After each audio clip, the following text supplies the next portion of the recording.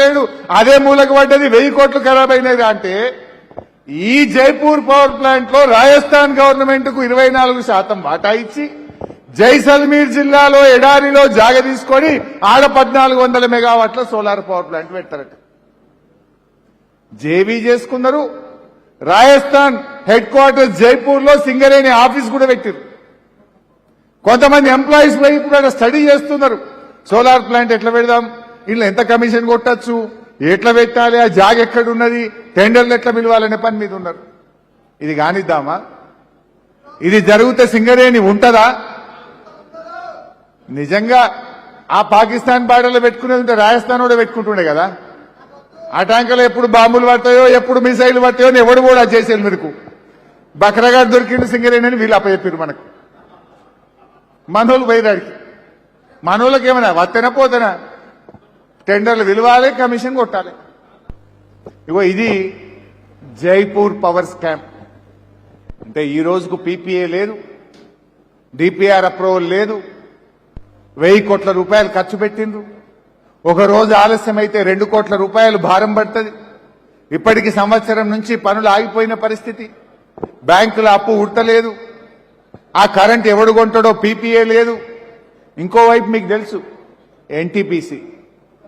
NTPC Telangana రాష్ట్ర ఏర్పాటులో భాగంగా 1600 మెగావాట్ల థర్మల్ పవర్ మేం మీకోసం కట్టినము, కరెంటు కొనండి అంటే నాకొద్దు కరెంటు అంటుండు రేవంత్ రెడ్డి.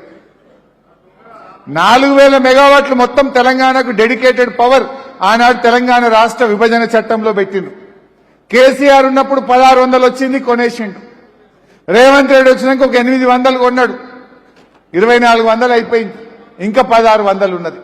ఆ 1600 మెగావాట్లు మీకోసమే కట్టినం, మీకు ఇస్తాం ఈ కరెంటు, తెలంగాణ కోసమే పెట్టిన మీ ప్లాంట్ తీసుకోండి అంటే మాకొద్ది కరెంటు అంటుండ్రు రేవంత్ రెడ్డి. ఆడనేమో తయారున్న 1600 తీసుకోనంటావు, ఈడ జైపూర్లో 800 పెడతా అంటావు. ఇప్పుడు జైపూర్లో ప్లాంట్ పెడితే సింగరేణి సొంత డబ్బులు కొన్ని పెట్టాలి, అప్పు తేవాలి, మిత్తి కట్టాలి. ఎందుకు? ఎవరి కోసం? సింగరేణి బాగుపడుతుందా, నష్టం చేస్తారా? వాడు ఎన్టీపీసీ పైసా పెట్టుబడి లేదు, పైసా ఖర్చు లేదు, నెత్తి మీద అప్పు లేదు, మిత్తి కట్టేది లేదు, నీకు పని లేదు, అంతా తయారున్నది.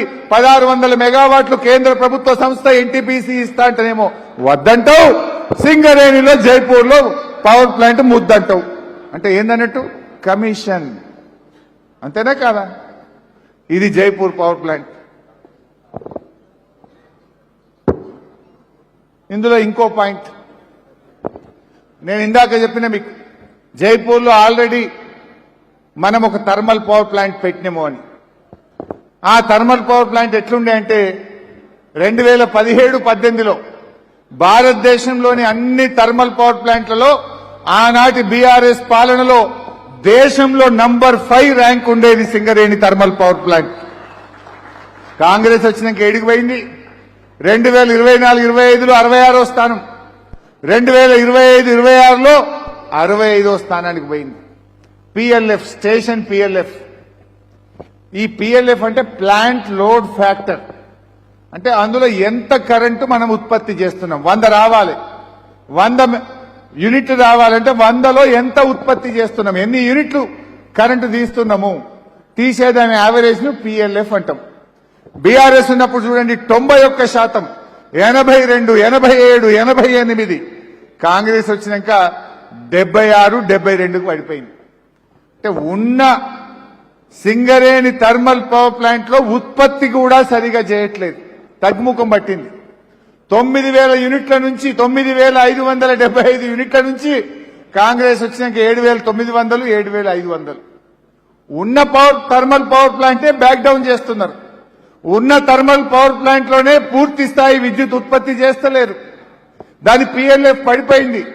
5వ స్థానం నుంచి 66వ స్థానానికి ఆ సింగరేణి థర్మల్ పవర్ ప్లాంట్ యొక్క ర్యాంకు పడిపోయింది. ఉన్న దాంట్లోనేమో ఉత్పత్తి చేయరు, ఉన్నదాన్ని బ్యాక్ డౌన్ చేస్తారు, కొత్త ప్లాంట్ పెట్టమంటారు. అంటే దీన్ని ఎట్లా అర్థం చేసుకోవాలనో ఇవాళ ఈ కార్మికులకు, ఈ రాష్ట్ర ప్రజలకు ప్రభుత్వం సమాధానం చెప్పాలని చెప్పి నేను డిమాండ్ చేస్తా ఉన్నా. 40 లక్షల టన్నుల బొగ్గు మాయం. ఇదంతా బాగా చర్చ జరుగుతుంది. సింగరేణిలో ఫుల్ చర్చ జరుగుతుంది. ఏమైంది అసలు ఈ బొగ్గు? బొగ్గు ఏమైనా దాచిపెట్టుకోవడానికి బంగారమా? 40 లక్షల million tons, 40 million tons, 40 million tons, 40 million టన్నుల బొగ్గు ఏమైనా మాయమవుతుందా? ఏం దాచుకుంటే దాగేదా? అసలు ఏమైంది? అసలు విషయం మీకు చెప్తా. ఈ కాంగ్రెస్ గొప్పలకు పోయి అప్పుడున్న సీఎండి, ఇప్పుడున్న ఉప ముఖ్యమంత్రి, అరే మేము బాగా ఉత్పత్తి చేసినాం, సింగరేణికి బాగా లాభాలు వచ్చినాయి, మా అంత తీస్మార్కాన్ని ఎవరు లేడు అని గొప్పలకు పోయి మొదటికే మోసం తెచ్చింది. అంటే అసలు బొగ్గు ఉత్పత్తి కాలే, బొగ్గు బాయిల మీద స్టాకు లేదు. కానీ వీళ్ళు ఏం చేసిందంటే బొగ్గు ఉత్పత్తి అయినట్టు, అదంతా బొగ్గుబాయి మీద మూలకు కుప్పబోసి పెట్టినట్టు, దాని మీద ఇంత లాభాలు వచ్చినట్టు లెక్కలు కట్టుకొని లాభాలు పెంచింది. అంటే మనం 4,400 రూపాయలకు ఒక టన్ను బొగ్గు అమ్ముతాం. ఈ 40 మిలియన్ టన్నుల బొగ్గు ఉత్పత్తి అయినట్టు, దానికి 4,400 రూపాయల చొప్పున లాభాలు వచ్చినట్టు లెక్క పెట్టి 8,000 కోట్ల రూపాయల లాభం వచ్చింది తాపసింగరేణికి. అలా 4,000 కోట్లు భవిష్యత్ అవసరాలకు పక్కన పెట్టినాం, 4,000 కోట్లలో బోనస్ ఇస్తున్నాము అని చెప్పిన మాట మీకు గుర్తు చేస్తా ఉన్నా. మరి నిజంగానే బొగ్గుంటే మేము పోయి చూస్తామని మొన్న మేము రామగుండం పోయినాం. ఎందుకు 200 మంది పోలీసులను పెట్టి ఆపిండ్రు? నేను మొన్న పోయినాం, భూపాలపల్లికి పోయినాం, 500 మంది పోలీసులను పెట్టి ఆపారు. ఎందుకు ఆపుతున్నారు? బొగ్గుంటే మాకు తీసుకుపోయి చూపించి, మేము ఎమ్మెల్యేలమే కదా, పర్మిషన్కి అప్లై చేసినాం, మేము 5గురమే పోతామన్నాం. మేమేం బొగ్గుబాయిలకు పోయి చూస్తామంటలేం కదా, ఓపెన్ క్యాస్ట్లకు పోతామో లేకపోతే అండర్ గ్రౌండ్ మైన్లకో పోతామంటలేం మేము. మీరు బొగ్గు తీసి పక్కకు కుప్ప పోసినా అన్నారు, కుప్ప చూస్తాము అంటే ఎందుకు పోనిత్తలేరు? గార్డెన్ మైన్ సేఫ్టీ ఉన్నది, దానికి సమాధానం చెప్పాలి కదా. అంటే ఇక్కడ మీరు అర్థం చేసుకోవాల్సింది ఏంటంటే ఎట్లా మన కార్మికులకు నష్టం జరిగింది. 40 మిలియన్ టన్నుల బొగ్గు అంటే 1,600 కోట్ల రూపాయల విలువ కలిగిన బొగ్గు. అది తీయని బొగ్గుకు, రాని లాభాలకు, బొగ్గు తీసినామని లాభాలు వచ్చినాయని దాని మీద ఇన్కమ్ ట్యాక్స్ కట్టిండ్రు కేంద్ర ప్రభుత్వానికి, దాని మీద కోల్ సెస్ కట్టిండ్రు, దాని మీద డిఎంఎఫ్టీ కట్టిండ్రు, దాని మీద కేంద్ర రాష్ట్ర ప్రభుత్వాలకు డివిడెండ్ కట్టిండ్రు, దాని మీద రేవంత్ రెడ్డి ఫుట్బాల్ షోకులు తీర్చడానికి సిఎస్ఆర్ డబ్బులు కూడా ఇచ్చిండ్రు.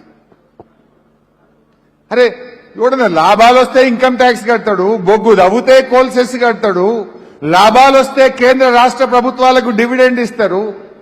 తవ్వని బొగ్గుకు, రాని లాభాలకు ఇన్కమ్ ట్యాక్స్లు, జీఎస్టీలు, కోల్ సెస్లు, డిఎంఎఫ్టీలు, సిఎస్ఆర్లు, కేంద్ర రాష్ట్ర ప్రభుత్వాలకు డివిడెండ్లు ఇచ్చి ఈ కార్మికుల సొమ్మును ఆగం చేసింది.